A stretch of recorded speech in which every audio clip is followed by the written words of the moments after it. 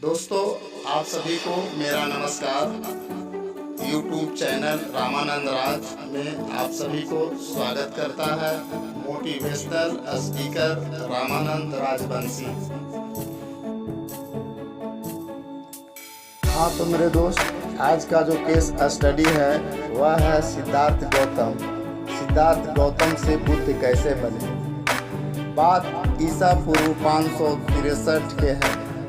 कपिलवस्तु राज्य के राजा शुद्धोधन की दो रानियां महामाया और दूसरी रानी महाप्रजापति में से महामाया के गर्भ से एक सुंदर पुत्र ने जन्म लिया। जन्म का तिथि था ईसा पूर्व 563 वैशाख पूर्णिमा के दिन। सुंदर बालक के जन्म के 5वें दिन सनातन धर्म के रीति रिवाज के अनुसार नामांकन हुआ और बालक का नाम सिद्धार्थ और गोत्र का नाम गौतम रखा गया। इसलिए जन साधारण में वह बालक सिद्धार्थ गौतम के नाम से प्रसिद्ध हुआ। बालक के जन्म की खुशियाँ और उसके नामांकन की विधियाँ अभी समाप्त नहीं हुई थी कि महामाया अचानक बीमार पड़ गई और उनके बीमारी ने गंभीर रूप धारण कर लिया। अपना अंत समय निकट आया जान उसने शुद्धोधन और प्रजापति को, जो कि बालक के दूसरी माता मौसी के रूप में थी, प्रजापति को अपने सैया के समीप बुलाया और कहा, मुझे विश्वास है कि आसित ने मेरे बच्चे के बारे में जो भविष्यवाणी की है वह सच्ची निकलेगी। मुझे यही अफसोस है कि मैं इस वाणी को प्रजापति हुआ मैं अपना बच्चा तुम्हें सौंप जाती हूँ। मुझे विश्वास है कि उसके लिए तुम उसकी माँ से बढ़कर होगी। इतना कहते कहते महामाया ने अंतिम सांस ले ली। शुद्धोधन और प्रजापति दोनों को बड़ा दुख हुआ। दोनों फूट फूट कर रोने लगे। जब सिद्धार्थ की माता का देहांत हुआ तो उसकी आयु केवल 7 दिन की थी।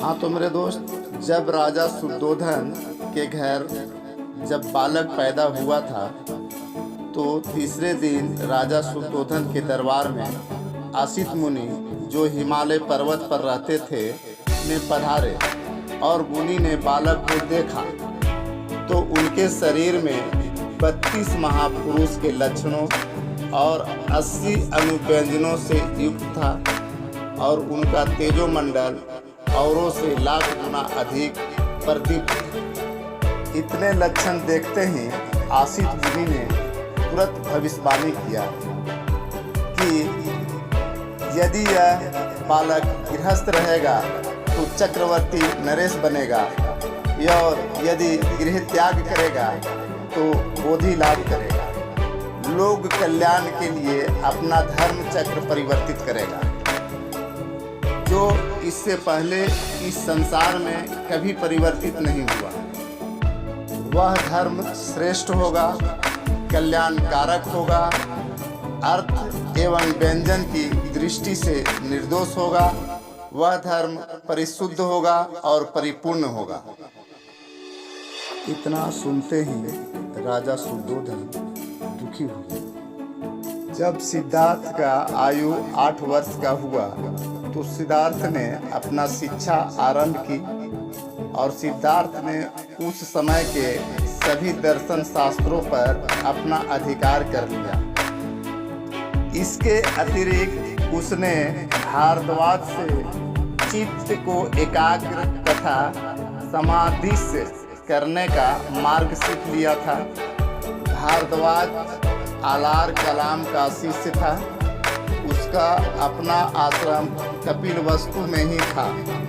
जब सिद्धार्थ हर तरह के शिक्षा, दर्शन शास्त्र, एकाग्र एवं समाधि सीखने के बाद उन्होंने अपने महल में लौटे और उस समय तक सिद्धार्थ गौतम का उम्र 16 वर्ष के हो गया था। जब सिद्धार्थ गौतम का उम्र 16 वर्ष का हुआ तो उनके पिता शुद्धोधन ने सोचा कि अब कुमार गौतम को विवाह करा दिया जाए और उनका विवाह दंडपाणि नाम के एक शाक्य था। जसोदरा उनकी पुत्री थी। अपने सौंदर्य और शील के लिए वह प्रसिद्ध थी। कुमार गौतम का विवाह जसोदरा से हुआ। वैवाहिक जीवन के 2 वर्ष के बाद जसोदरा ने एक पुत्र को जन्म दिया। उसका नाम राहुल रखा गया। यद्यपि राजा शुद्धोधन प्रसन्न था कि पुत्र का विवाह हो गया। उनका एक बेटा भी हुआ जिसका नाम राहुल था और उसने गृहस्थ जीवन में प्रवेश कर दिया। लेकिन फिर भी आसित मुनि की भविष्यवाणी अब भी उसका पीछा कर रही थी। उस भविष्यवाणी को पूरा होने से रोकने के लिए उसने सोचा कि सिद्धार्थ गौतम के जीवन में आनंदों और काम भोगों में पूरी तरह से व्यस्त रखा जाए तथा बंधनों से बांध दिया जाए। इस उद्देश्य के पूर्ति के लिए शुद्धोधन ने अपने पुत्र के लिए 3 महल बनवाए। एक ग्रीष्म ऋतु के लिए, दूसरा वर्षा ऋतु के लिए और तीसरा शीत ऋतु के लिए। इन्होंने इन महलों को हर तरह की सुविधाओं और भोग विलास के साधनों से सुसज्जित करवाया। हर महल के चारों ओर एक एक विशाल सुंदर बाग था जिसमें नाना प्रकार के वृक्ष, लताएं और उन पर फूल लगे हुए थे। अपने कुल पुरोहित उदाई के परामर्श से उसने विचार किया कि कुमार के लिए एक अंतपुर की व्यवस्था की जाए जिसमें अत्यधिक सुंदर स्त्रियां हों। समय का चक्र सब नियमित रूप से चल रहा था। सब कुछ सामान्य था।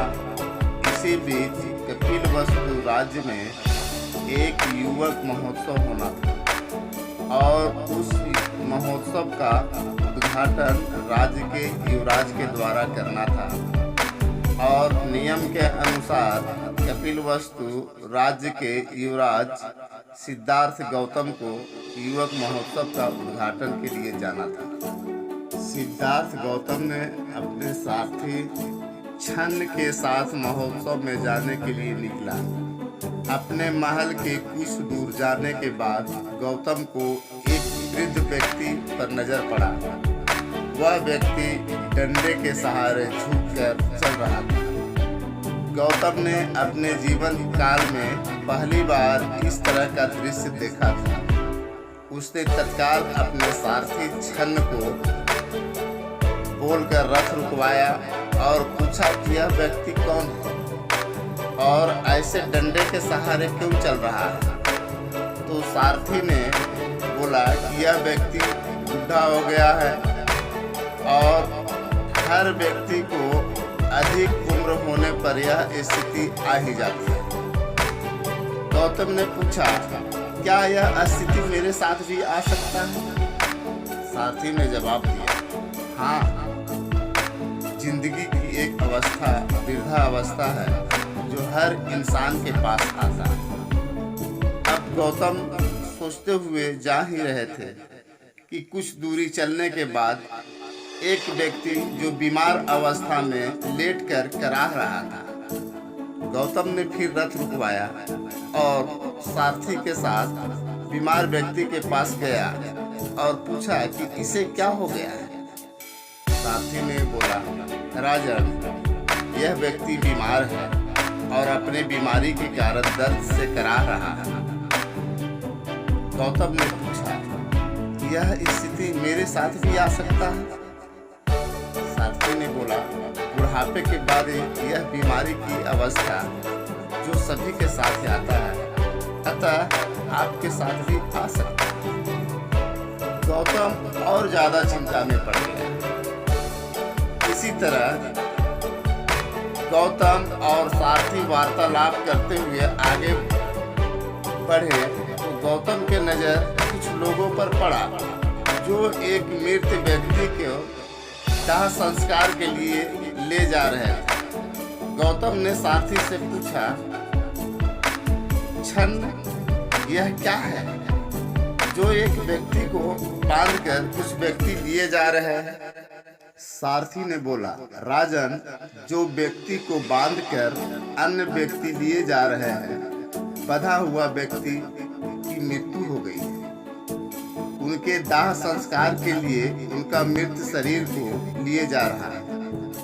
गौतम ने पूछा, क्या यह मेरे साथ भी हो सकता है?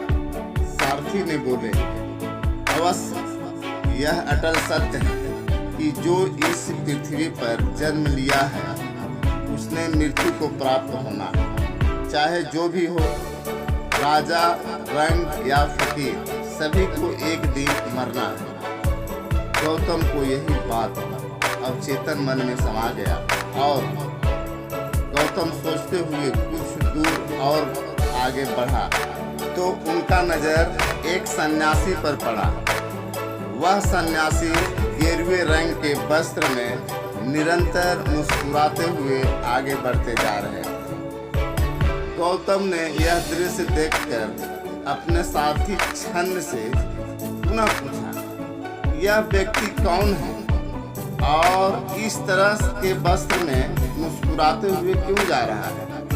सारथी ने बोला, राजन, यह व्यक्ति एक सन्यासी है और यह अपने जीवन से गृहस्थ जीवन को त्याग कर सत्य की खोज में चल पड़ा है, इसलिए यह निरंतर मुस्कुराते हुए आगे बढ़ते जा रहे हैं। इतना सुनते ही सिद्धार्थ गौतम ने सारथी से बोला, छन्न, अब रथ को यहाँ से वापस महल की तरफ ले चलो। और गौतम वहीं से वापस महल चले आए। महल आने के बाद सिद्धार्थ गौतम के मन में बहुत उथल पुथल हो रहा था।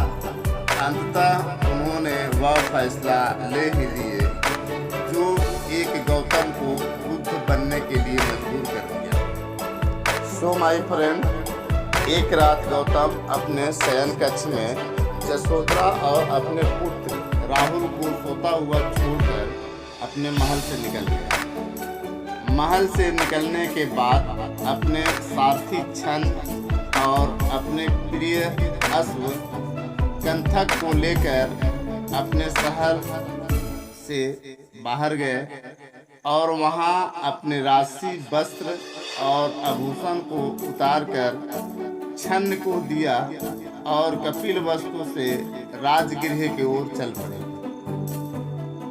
उस समय मगध के राजा बिंबिसार के राज्य था और राजगृह मगध राज्य की राजधानी थी। यह एक ऐसा स्थान था जिसे महान दार्शनिक चिंतक आचार्यों ने अपना मुख्यालय बनाया है। बहुत लंबी व कठिन यात्रा तय करने के बाद गौतम राजगृह पहुँचे, जो कि 5 पहाड़ियों से घिरा हुआ था। राजगृह पहुंचकर उन्होंने वहां पांडव पर्वत के नीचे एक स्थान को चुना और वहां ठहरने के लिए पेड़ों और पत्तों की एक छोटी कुटिया बनाई।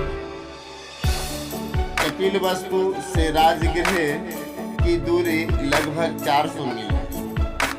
राजगृह में कुछ समय व्यतीत करने के बाद गौतम वहां से आलारकराम के आश्रम जो वैशाली में था वहां पहुंचे। वहां कुछ दिन बिताकर गौतम ज्ञान के खोज में आगे बढ़े और वह निरंजना नदी के किनारे एक पीपल के वृक्ष था। उसी वृक्ष के नीचे पूरब दिशा के तरफ मुंह को करके ध्यान में बैठ गए और वही वृक्ष के पास उन्हें ज्ञान की प्राप्ति हुई।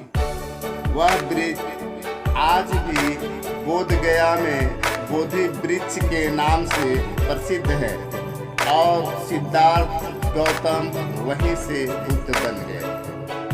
सो माय फ्रेंड, ऐसे ही वीडियो देखने के लिए आप मेरे चैनल को सब्सक्राइब, बेल आइकन का घंटी और लाइक कर दें ताकि बुद्ध से जुड़े वीडियो आप तक पहुंचते रहें।